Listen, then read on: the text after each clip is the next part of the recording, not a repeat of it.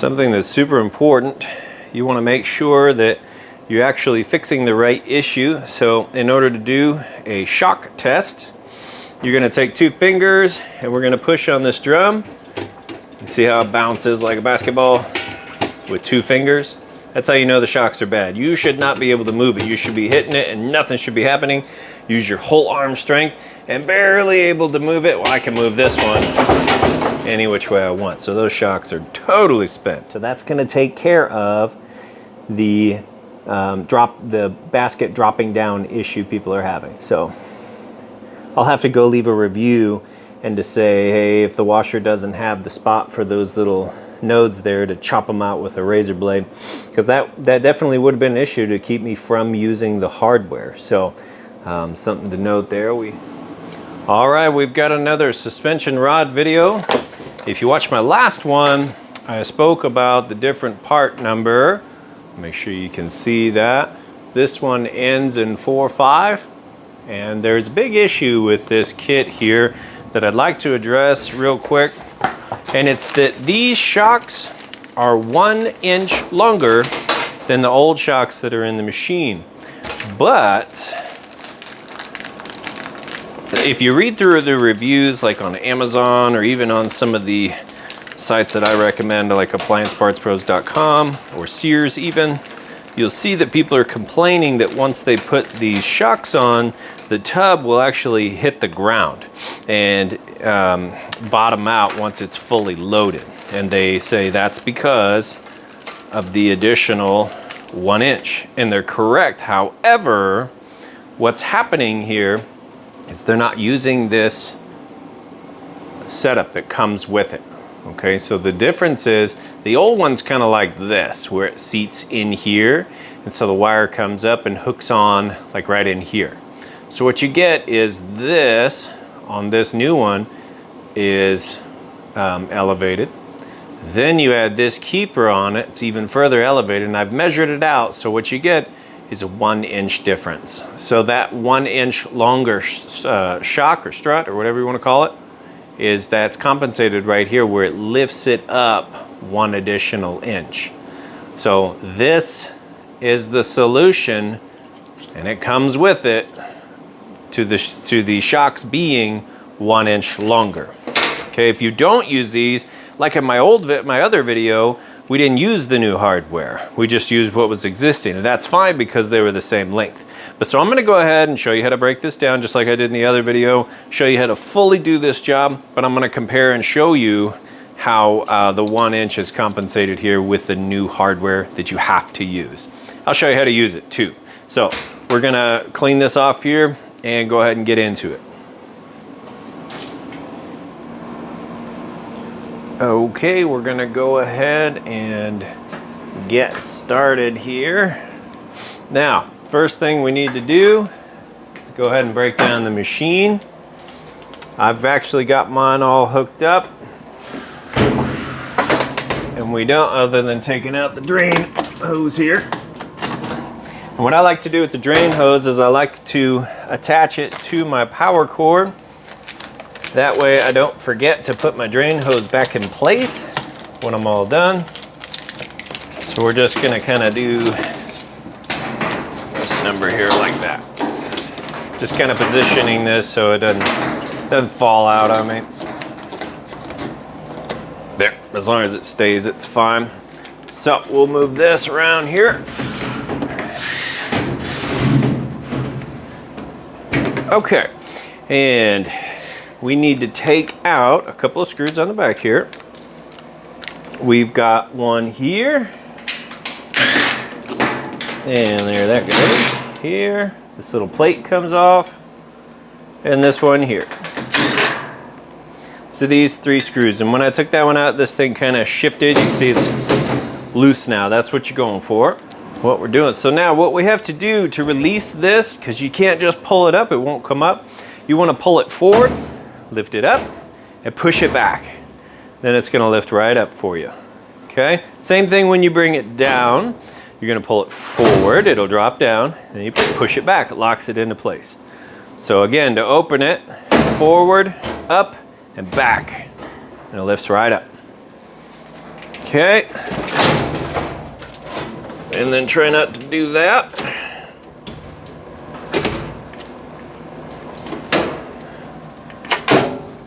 Something that's super important, you want to make sure that you're actually fixing the right issue. So in order to do a shock test, you're going to take 2 fingers and we're going to push on this drum.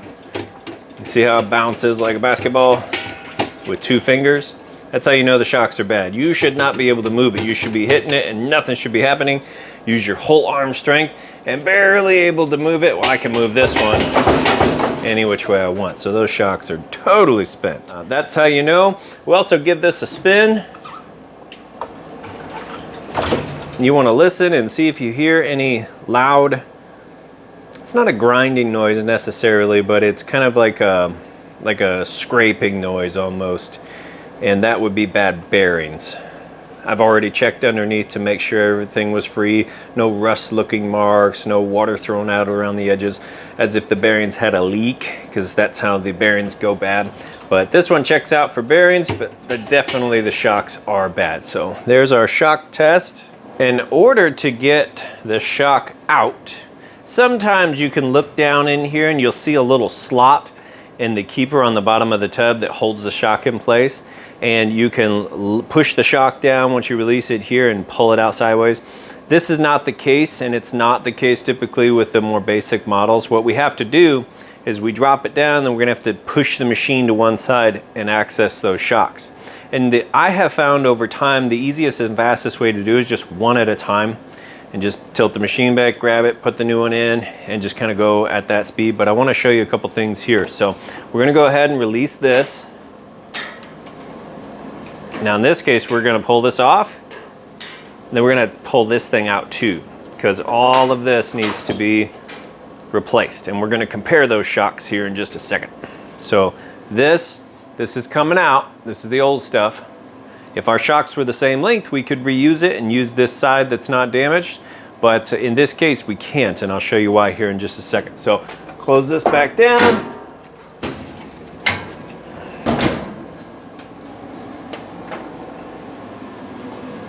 And I'm gonna go ahead and grab that shock. Just reach right under here, and it's just sitting here on the ground, here somewhere. Okay. Here we go. Okay, we got our new shocks lined up. Let's go ahead and compare and see where we're at here.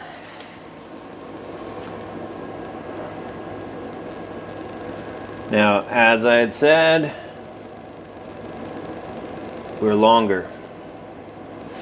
And that works out to be about 1 inch.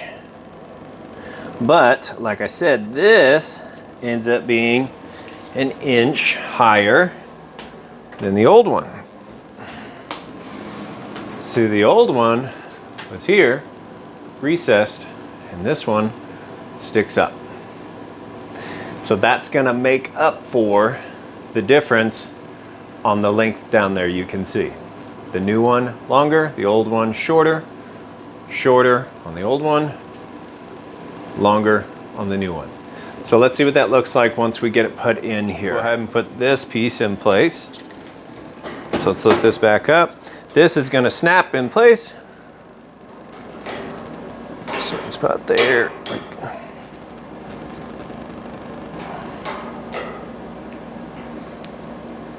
Maybe that's why people don't like using these.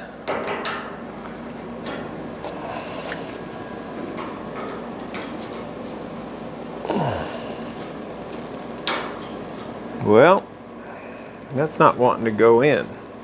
It's supposed to snap in place right here. So I'm guessing on some model of washer, there's probably a little divot that these slide into. So this might be the issue people are having. They're not using it because it's not going in and snapping into place. All right, so what we're gonna do,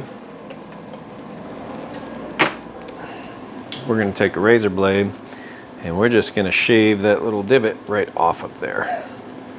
See what I'm talking about? That little plastic. It's keeping us from going in where we need to go here. Luckily, this new plastic is very easy to manipulate with a fresh razor blade.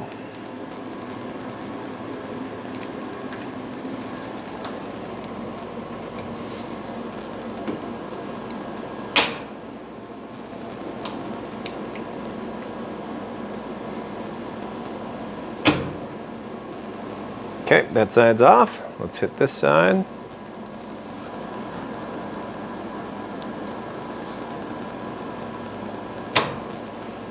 Okay, now that side's off. Now let's see if we can get it to slide in place where it's supposed to be.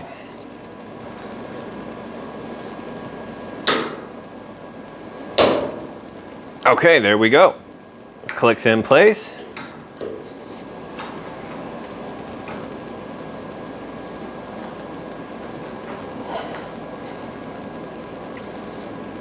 And if it's not fully clicked in, when the weight of the tub gets on it, it will be. But it definitely seats in there now. If I push up on this, it'll come out.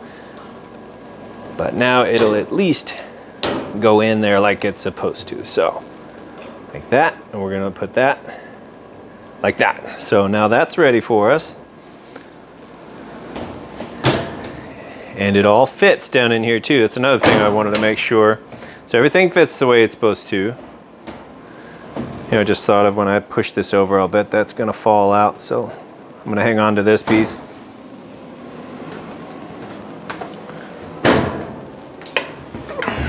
We're gonna tilt this over, take the new one. You can kind of either feel where it's supposed to go or look up in there. I can just kind of feel where it's supposed to go, feel the hole, and just kind of get that to go up through. Just let it sit on the ground, and it's gonna be sitting there waiting for me when I lift this up. I'm gonna carefully tilt this back this time, so we can get that out of our way. Okay, there's the shock right there, so I'm just gonna lift that up. I'm gonna pull it through here, right up through this piece, and it just seats right like that. Let me bring you in a little closer so you can see what that looks like. Just like that. Now you see the difference between that and that.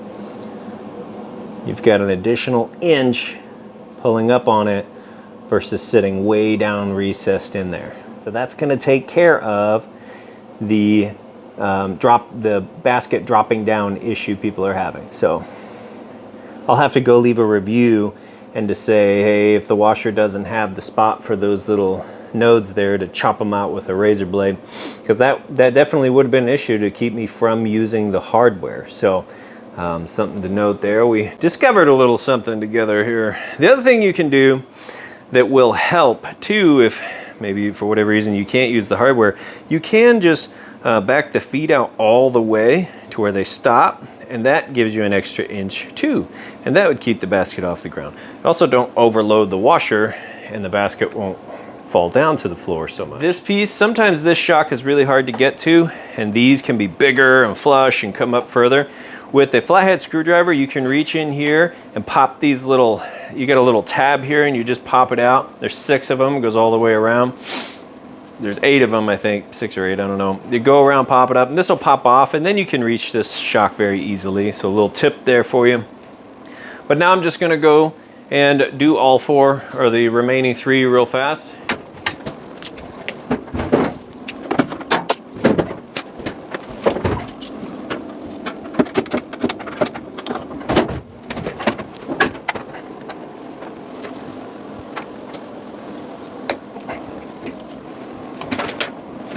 Pro tip, you can use the old shock to reach in, hook the new shock and pull it up. Makes it a lot easier. Sometimes those new shocks have some oil and grease on them and they get really slick. You can get your hands really dirty. Even with my gloves, they're slipping down. So I'm using the old shock, reach down in there, grab the new shock, and really helps pull it up, and much more accessible that way.